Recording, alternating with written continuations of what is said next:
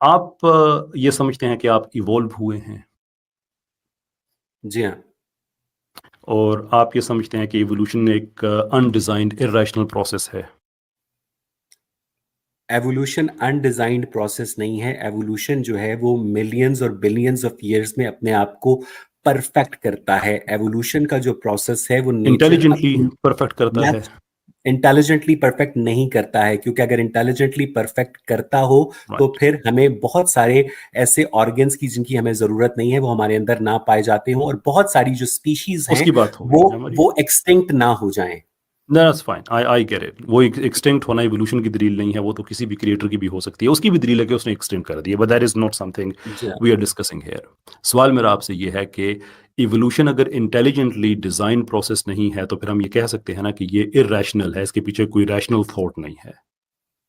अच्छा, मुझे लगता है कि अगर एवोल्यूशन जो है इंटेलिजेंटली डिजाइन प्रोसेस नहीं मेरे है। सवाल का जवाब दे दीजिए प्लीज। आप अपना सवाल रिपीट करें।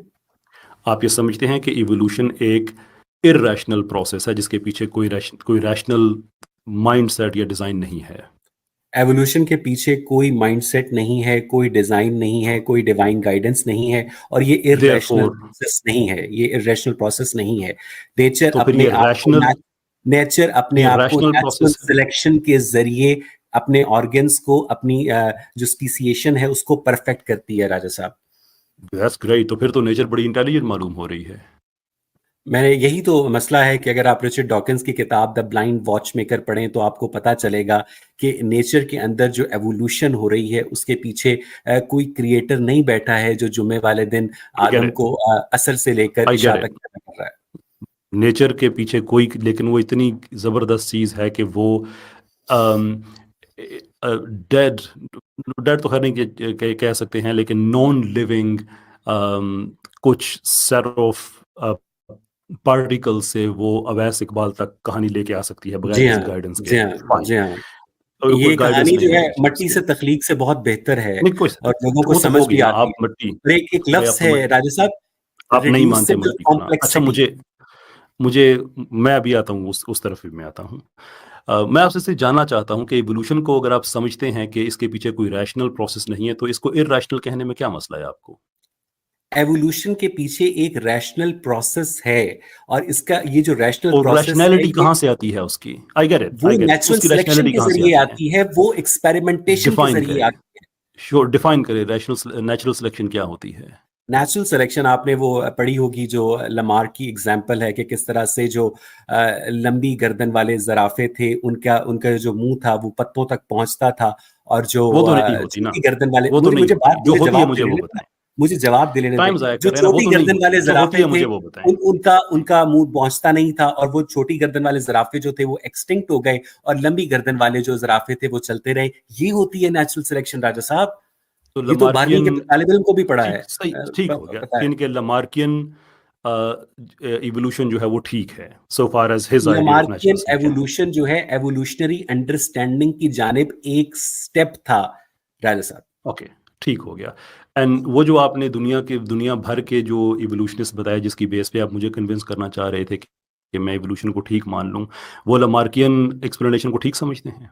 वो लमार्कियन एक्सप्लेनेशन को डार्विनियन एक्सप्लेनेशन का प्रिकर्सर समझते हैं। साइंस अपने आप को बारी बारी स्टेप बाय स्टेप परफेक्ट करती है। साइंस के पास ऐसा टेक्स्ट कोई बुक मॉडल नहीं बायोलॉजी होता। टेक्स्ट बुक जी। बायोलॉजी डार्विनिज्म पे खड़ी है या लमार्कियन पे खड़ी है? टेक्स्ट बुक बायोलॉजी जो है वो उस डार्विनिज्म के ऊपर खड़ी है जो लमार्किनिज्म से, लमार की तालीमात से गुजर कर डार्विनिज्म तक पहुंचा है। और अब तो जो टेक्स्ट बुक बायोलॉजी है वो डार्विन से भी बहुत आगे आ चुकी है, जिसका एक बहुत बड़ा सबूत एवोल्यूशनरी जेनेटिक्स है, राजा साहब। जी, उसको मॉडर्न सिंथेसिस कहा जाता है जो बाद में अपडेट हुई और अभी तक हो रही है। I get it, but hmm. Still it is neo Darwinism, इसलिए कि जो सिलेक्शन, जो म्यूटेशन सिलेक्शन का जो मैकेनिज्म है, आपके नज़दीकी से आप मैकेनिज्म कहते हैं, वो तो अपनी जगह पे कायम है। सो नेचुरल सिलेक्शन आपने कहा लमार्किन, ये पॉइंट नोट कर लीजिएगा कि आप एक इवोल्यूशन की डिबेट में आए हैं और आप लमार्किन इवोल्यूशन को ठीक कह रहे हैं। ओके, मैंने ये नहीं कहा, राजा दैट साहब, इज मैंने इंटरेस्टिंग। कहा है कि जो लमार्कियन मॉडल है वो एवोल्यूशनरी अंडरस्टैंडिंग के अंदर एक ठीक है, स्टेप था। ठीक हो गया भाई। मैं आपसे एक्चुअली मैं डीप डाउन आपसे इत्तेफाक करता हूँ, लेकिन आपके इवोल्यूशन से आपसे इत्तेफाक नहीं करेंगे, इसलिए कि मैं एपिजेनेटिक्स को ठीक समझता हूँ। अगर आप लामार्किन को ठीक समझते हैं तो एपिजेनेटिक्स को और ठीक आप समझना क्रिएशन होगा। को भी ठीक समझते लेकिन हैं। मैं तो क्रिएशन को तो मैं एब्सोल्युटली ठीक जी, समझता हूँ। मैं अच्छा। आपको पूछता हूँ अभी आपसे कैसे। लेकिन अ, अभी हमारी बात यहाँ तक आई है कि आपने बताया है कि नेचर जो है वो इंटेलिजेंट होती है और मैंने ये वो नहीं अपने आप कहा। को ठीक नेचर जो है अनइंटेलिजेंट उसके होती पीछे नहीं होती है। नेचर ना इंटेलिजेंट अच्छा होती है ठीक हो ना गया। अनइंटेलिजेंट होती है, नेचर फिर ब्लाइंड क्या होती होती है। है? नेचर जो होती है वो अपने आप को एक प्रोसेसेस के ब्लाइंड जरिए पर्सन भी इंटेलिजेंट हो करती है। सकता है। ब्लाइंडनेस ठीक है, डजंट मीन कि ये लैक बिल्कुल ऑफ ऐसा इंटेलिजेंस। सवाल है, क्या आपने अपनी बीवी से मार खाना छोड़ दी है? इसका जवाब ना आप हाँ में दे नहीं, सकते हैं, नहीं। ना में दे वो सकते हैं। ठीक वो है, डबल टैग क्वेश्चन नेचर जो होता है, मैं उसके बाद नेचर ये तो एग्जैक्टली सिंपल नेचर जो है क्वेश्चन ना है। ब्लाइंड है, नेचर ना इंटेलिजेंट है। नेचर जो है अपने आप को एक्सपेरिमेंट करती है कि मैंने इस स्पीशीज अनइंटेलिजेंट है। नहीं, नेचर जो है वो अपने आप को अनइंटेलिजेंट स्पीशीज नहीं है, के इंटेलिजेंट भी अंदर नहीं है। मुख्तलिफ मॉडल्स ट्राई करती है, फिर उसे पता चलता है कि ये मॉडल जो है वो परफेक्ट है सर्वाइवल के लिए। Right, okay, let me get this कि नेचर वो जो मॉडल तैयार करती है वो इंटेलिजेंटली करती है या अनइंटेलिजेंटली करती है? वो ब्लाइंडली करती है। ब्लाइंडली डजंट मीन कि वो अनइंटेलिजेंट या इंटेलिजेंट है। एनी पर्सन कैन मैं बी अपनी मैं blind and exactly intelligent at the इसके सेम अंदर टाइम। इंटेलिजेंस और अनइंटेलिजेंस का जो लफ्ज है वो इररेलेवेंट है। नेचर जो है वो स्पीशीज के अंदर ऑर्गन्स की फंक्शनिंग को ब्लाइंडली परफेक्ट करती है।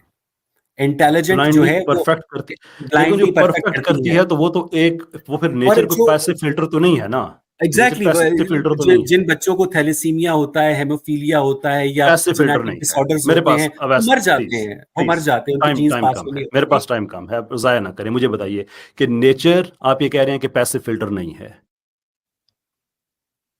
नेचर जो है वो एक्सपेरिमेंटेशन के जरिए स्पीशीज के अंदर मुख्तलिफ ऑर्गन्स की फंक्शनिंग को टेस्ट करती है, और जो ऑर्गन्स की एक्सपेरिमेंटेशन के जरिए फंक्शनिंग जो है एग्जैक्टली नेचर के पास इंटेलिजेंटली कोई ऐसा एक्सपेरिमेंट टूल करती नहीं। है। नेचर ने कभी दावा नहीं किया लक़द खलक़नल इंसान फी अहसनी तक़वीम, और ऑब्वियसली साथ ही नॉट। फिर आई तालू एग्री कटे विद बच्चे भी पैदा कर दे। आई एग्री विद दैट कि वो नहीं या करती है, लेकिन मैं आपसे पूछना चाह रहा हूँ, देखिए दो ही चीजें हैं ना कि इट्स आइदर इंटेलिजेंट और इट्स नॉट।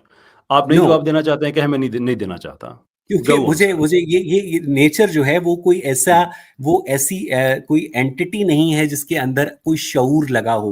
कॉन्शियसनेस जो है तो बात खत्म हो गई, मैं इत्तेफाक करता हूँ। ह्यूमन बींग्स की भाई अंडरस्टैंडिंग मैं है। आपसे इत्तेफाक करता हूँ कि नहीं है इसके अंदर शऊर, तो इसका मतलब हम्म, ये है कि इवोल्यूशन जो है एक ऐसा प्रोसेस है जिसके पीछे कोई ब्लाइंड शऊर नहीं प्रोसेस है, एवोल्यूशन एक ब्लाइंड कोई प्रोसेस शऊर है नहीं जो है, बिलियंस ऑफ ईयर्स में अपने आप को जिसके पीछे परफेक्ट कोई करता है, शऊर जिसके पीछे नहीं कोई है। शऊर नहीं है। बिल्कुल। नहीं है, इतनी सी बात थी, आपने 10 मिनट लगा जा दिए उस पे।